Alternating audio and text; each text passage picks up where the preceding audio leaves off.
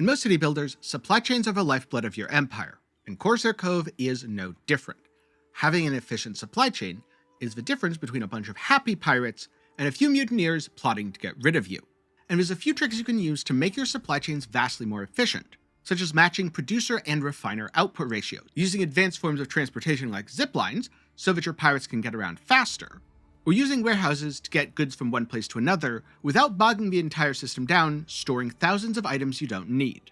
And so in today's video, I'm going to go over everything you need to know about supply chains in Corsair Coves, starting with the basics, then moving on to advanced topics. Well, let's start with some basic supply lines. The type that you'd need when starting a new game or building a new pirate camp. This is a good way to demonstrate the simplest type that handles a single resource. So for example, distributing food requires a galley, so I'll go ahead and place one, and then add 2 campfires. These will produce stew which the galley can then distribute. Now I'm also going to put down a tavern. This distributes booze. And I'll add 1 moonshine still. And you'll notice I placed these quite a distance away from my pirate camp. That's because supply lines don't actually need to lead through the pirate camp. Yes, it acts as a transportation hub, and yes, you do need to connect all buildings to the camp, otherwise they're not going to get built. But when you're building supply lines, you don't actually need to run them through the camp in the meantime. So it's often a good idea to place them far away so that you can cluster them with like buildings. Alright, so everything finished building. Now I'm going to connect the booze from the moonshine still to the tavern. This way it can distribute it to thirsty swabbies or master hands. Similarly, I'm going to do the same with the stew in the galley, which is especially important because workers require a steady supply of stew, because there are workers making the stew and the booze. While the game does have auto connections and it's pretty good, generally you want to double check every time you build something new. This leads into the second type of supply chain, one with a constrained output and demand. So, this produces 8 hardwood per minute. Each sawmill requires 4 hardwood and turns it into 10 planks. So I can build 2 sawmills and feed them both from 1 woodcutter to have fully efficient production. For the next step, I'm going to build a warehouse. This acts as both resource storage and a supply hub. So for example, if I want to stockpile planks, I can do so by assigning them to the warehouse. What if I want to stockpile stew? Well, that's where things get a little bit more complicated, because if I just do this, now the galley is pulling stew, and if the galley has all the stew it needs, additional stew will be pulled to the warehouse. So I now have 3 different campfires, and I could just hook all of them up like this. But what if I actually want some of those resources to go into the warehouse, and if they aren't needed, to transition over to the galley? Well, if I do this, it's not going to work. Instead, what I want to do is connect this directly to the warehouse, like so. Now, stew is automatically stockpiled in my warehouse. But if the galley needs resources, I tell it, hey, you can go get them here. This way, excess stew accumulates, but if there's a big spike in demand, the galley is going to withdraw from the warehouse, including what gets stockpiled here. Each location can only have 3 total connections per resource. So I couldn't hook all of these up and also hook up the warehouse. But what I could do, if I know I won't need that much stew and I really want to focus on stockpiling, is shift things around like so. Now, one of the suppliers goes directly here. I know this is going to get consumed. And in times of higher demand, the galley will draw extra stew from the warehouse, but most of it gets stockpiled. And if I know most of it's getting stockpiled, I could even do something like build a trading post. This allows me to sell excess resources for coin, like say some of the stew or some of the planks that are just sitting around in my warehouse. All of a sudden, I've turned an excess of supply, which also helps me cover for any sort of downturn in production or increased population later, into a resource that I can sell for coin. So that's about it for a basic supply chain. Before I move on to the next topic though, quick reminder, if you're enjoying the video, go subscribe, ring the notification bell, and also hit the like button while you're down there. That way, you'll never miss an upload. Many of your early supply chains involve one resource. What about when things get a little bit more complicated? Say, for making powder. Black powder requires guano and charcoal. The guano's right here. What about charcoal? Well, that comes from a char burner, which requires 6 logs and 2 stone. And if you want to end up using that powder in, say, a gun tower, you'll also need stone blocks. But to demonstrate this, I now have a guano gatherer. I also have a stone quarry. This produces 6 stone, and I'm splitting it between a stone cutter that uses 2 per minute, a second stone cutter who also uses 2 per minute, and a char burner who uses 2 stone and 6 hardwood per minute. The reason that I'm using a separate woodcutter is, remember, this only produces 8, and I need 6. So even if I disabled one of my sawmills, I'd have 4, which would be less supply than I need. In the case of a single powder mill, that might actually be fine, because the base production is 16 charcoal from a fully supplied char burner. And if you look at a powder mill, it only needs 2. So I could run the char burner at less efficiency, and in fact, let's do that just for the sake of demonstration. So I've paused this woodcutter and I've paused this sawmill. Now this sawmill draws 4, and this char burner draws 6, meaning both of these buildings are going to be slightly less efficient than they otherwise would be. But since I don't need all that much charcoal, most of the time, the resources are going to go to the sawmill, because this only gets depleted when something actually draws from it. Like, say, my powder mill. So the powder mill draws charcoal from the char burner and guano from the guano collector. But as you can see, there's a problem. It takes a very long time for a worker to travel here, all the way down, and all the way over. There's a couple ways to rectify this. The first would be, instead of building everything over here, build everything over here. That brings its own problem, because the stone supply is here at the quarry. And there's a couple ways to tackle this as you're building out your supply chain. The first of which is to use warehouses as an intermediary. So it's very easy for this warehouse to reach this guano, like so. And I'm also going to select only one slot. I don't want the resources collecting here. I want them passing through. Now, I could have the powder mill collect directly from this warehouse. But again, the line's yellow. It's better than it was, but it's still not fully efficient. So instead, what I'm going to do is use this warehouse as an intermediary. Because this warehouse is pretty close to this warehouse, the line is green. And if I made the connection more direct, it would probably be even more efficient. Again, I'm going to control this down to one single slot, because my goal is to get the guano here rather than having it sit in a warehouse. As now, my powder mill has everything it needs to pump out black powder. And so finally I can go ahead and build that defensive gun turret, which I'm also going to place fairly near the powder mill. After all, that's where it's going to be continually drawing resources. Though, because I have this intermediary warehouse, the other thing I could do is set up a black powder stockpile, and that way, my gun tower can always draw from the warehouse rather than drawing directly from the powder mill, since the warehouse can store a whole lot more black powder than the powder mill is able to. This caps at 20, this caps at, well, as much as I have space for. And so those are some of the ways you can create hybrid supply chains, i.e. using multiple resources for one finished product, or potentially using one provider for multiple different intermediary steps. It's also how you can use warehouses as a little bit of a middleman, so that you can carry goods from one location to another. In general, you should try to build all of the related buildings in one spot to minimize travel distance, make it as easy as possible to keep everything green, but sometimes you're going to be limited by deposit locations, at which point your best bet is to do things like use warehouses as intermediaries. An alternative would be to use a faster mode of travel. So for an example of that, let's say instead of these rope bridges, I want to get between this warehouse and this warehouse, but faster. I could start by building a zip line all the way down here. Zip lines work best going high to low. The problem is, I don't have high to low over here. or at the very least, not in a way that efficiently heads directly back to the warehouse. So instead, what I can do is build a mast here. This way a worker will have to just go straight up the mast. Then a zip line. I can now get rid of this bridge entirely, replace the zip line, and I can even get rid of this bridge.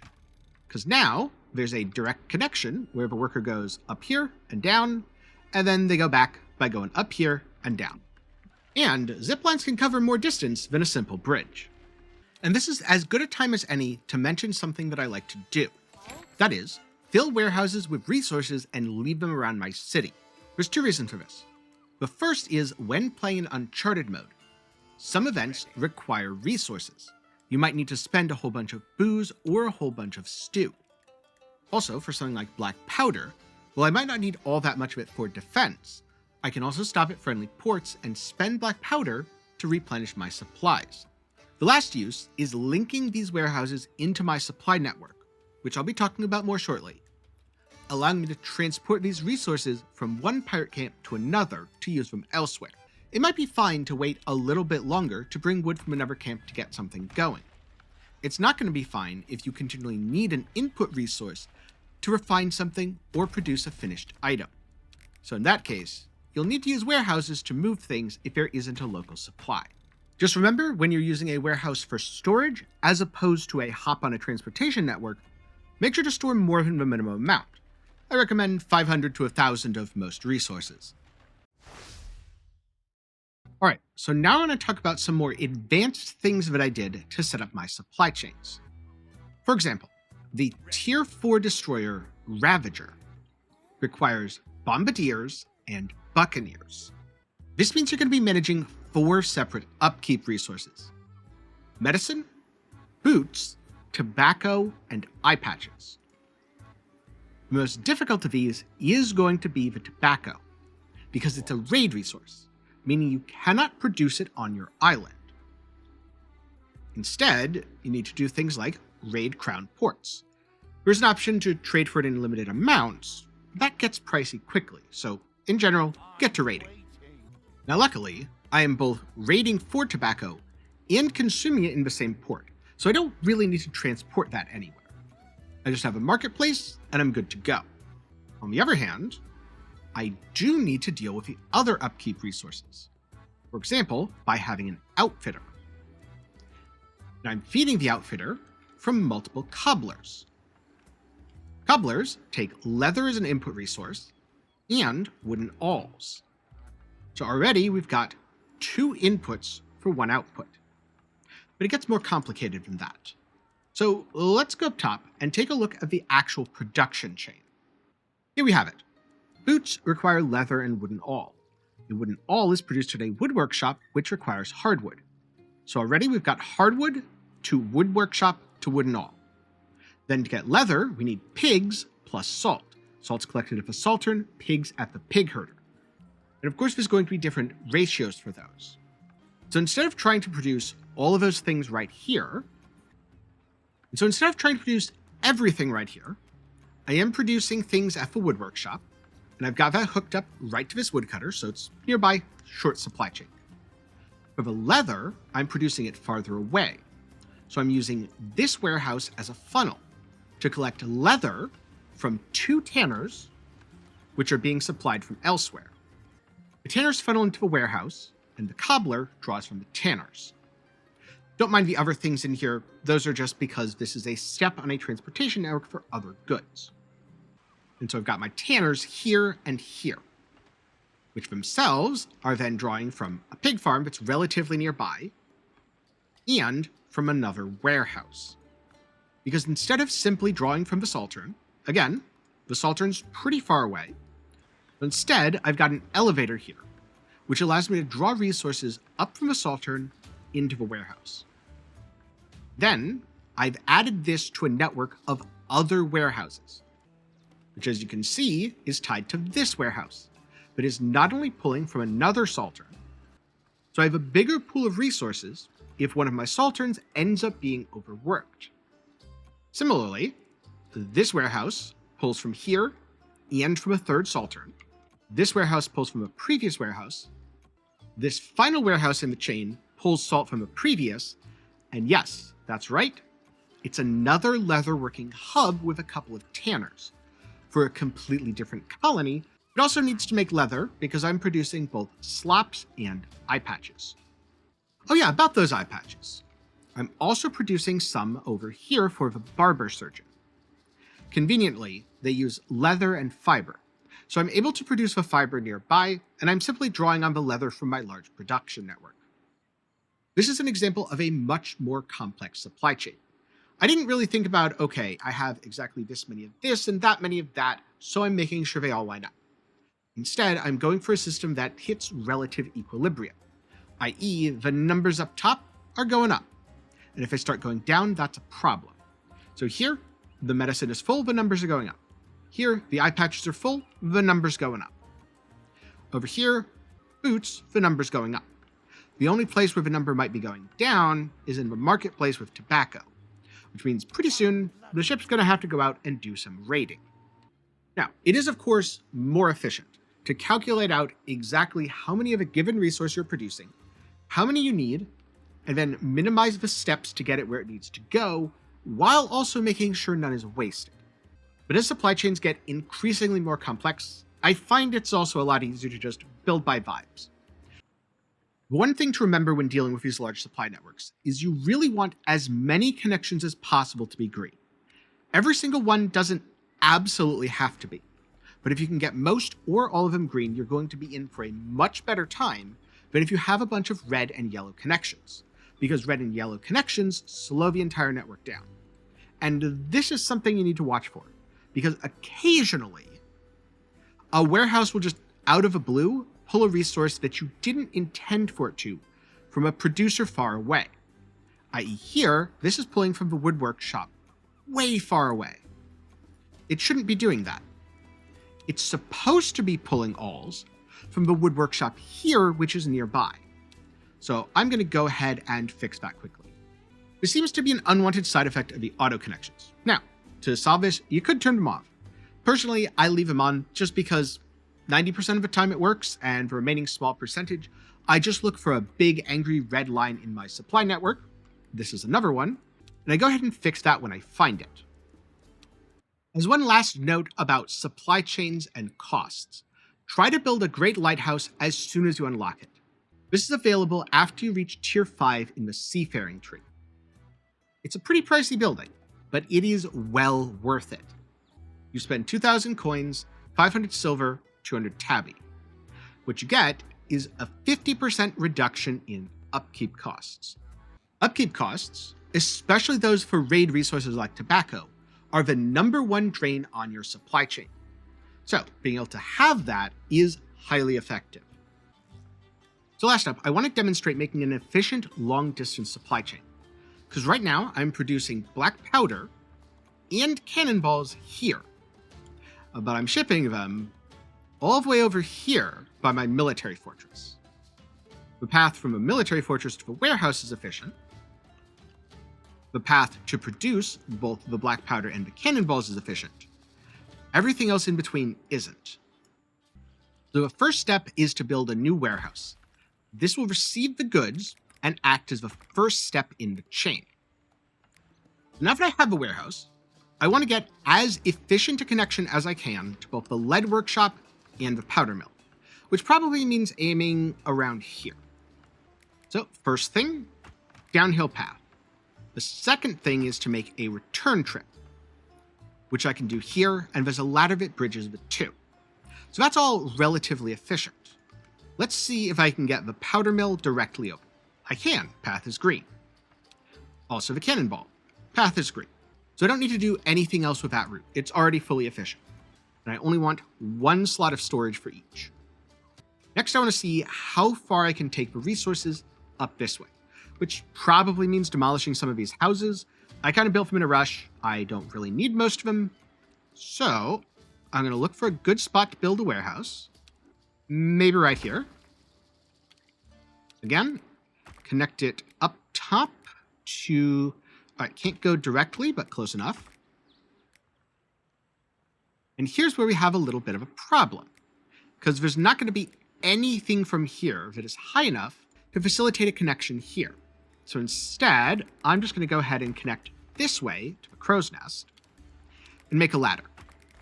It's probably not going to be 100% efficient, but as long as that path is green, it doesn't matter. Sure enough, the path is green. So the next step has been completed. Now I suspect this is too far away. Let's find out. I'm going to cut off cannonball and black powder. I do want maximum storage here. And oh yeah, that is very long and very inefficient. So there needs to be one more intermediary step. I could clean this up a little bit. For example, connecting here so he doesn't have to go all the way around. But I suspect even that is not going to be enough. So this warehouse should be the perfect intermediary, but I can use to connect here and here with direct routes. Pretty close, even as is. Now, because of a mess of houses, I can't directly connect to the warehouse. I'm going to connect to the house here that's close enough. That handles half the route, then that happens to be enough that it's now completely green. So let's see if I can do the same here. Just going to extend a path directly like so. And now I'm going to try to make a connection here. What do you know? It's green. So I'm now transporting cannonballs all the way from where I'm making them through a series of hops here, to here, to here, and I'm getting a fully efficient path to my military fortress. For black powder, it's easy enough to do the same. I just connect like this, and then clean up all of this because I do not want a bunch of resources getting stuck in transit. I don't want to waste a ton of space in this warehouse by having it all collect. I want it to collect here because this is the warehouse that's actually going to store it for use. And so yeah, that's how you set up a long-distance supply chain, which is useful when you produce resources in one pirate camp and you need to get them somewhere else. So, why do you want to be careful about letting too many resources pile up in your warehouses? I ran into a very weird issue. I was getting most of my wine from this trade pier, because that's where I have my prowler docked, and I was doing smuggling runs for it. I was then drawing that wine directly into this tavern. Simple enough, right? The thing is, then I wanted a hunter, which also required wine. I said, okay, I have more than I ever need just sitting in my storage here. I'll use a warehouse to grab a bit of it. And then I'll use a second warehouse and a third warehouse to bring it over to the pier where this tavern can pick it up. Easy enough. And so everything worked great, the end. Well, no, this wouldn't be a segment in the video if that was the case. What ended up happening is very quickly, I had a problem in Buccaneer's Bluff where I was out of wine, despite this being my source of wine. I thought, well, that's real weird. Why am I out of wine? And so then I checked this warehouse. It was also out of wine. I thought, well, wait a minute. I have like thousands of the stuff. I think at the time I had about 5,000. So check this warehouse. It was also out of wine. What the heck was going on? Well, all that wine was sitting here because the warehouse was efficient enough to draw it and empty the pier, but I didn't need all the wine here. I needed the wine in both places. How I solved that temporarily was getting a whole bunch of wine at this pier, which is why the entire system runs in reverse, where now this warehouse pulls it from a pier, this warehouse pulls from that, this warehouse from that, and so on and so forth. But I've also limited the stock to 1,000. So now, at either end, only 1,000 wine can ever be stocked up, which means a good amount of it just sits in the pier, where the nearby taverns can happily draw from it. This is a far more efficient system. And this is the kind of thing that you have to think about when you're doing advanced supply chains. Oh, speaking of, remember inefficiencies? Yeah, for some reason, this tavern really likes to go get booze from over here, rather than down here where it should. So if one of your supply chains breaks, your first instinct should be to look for weird red lines that shouldn't exist, and your second should be to look for a big old stockpile of resource that shouldn't be in that location. So far, I've been able to fix every supply chain issue I ran into just by looking for these two problems.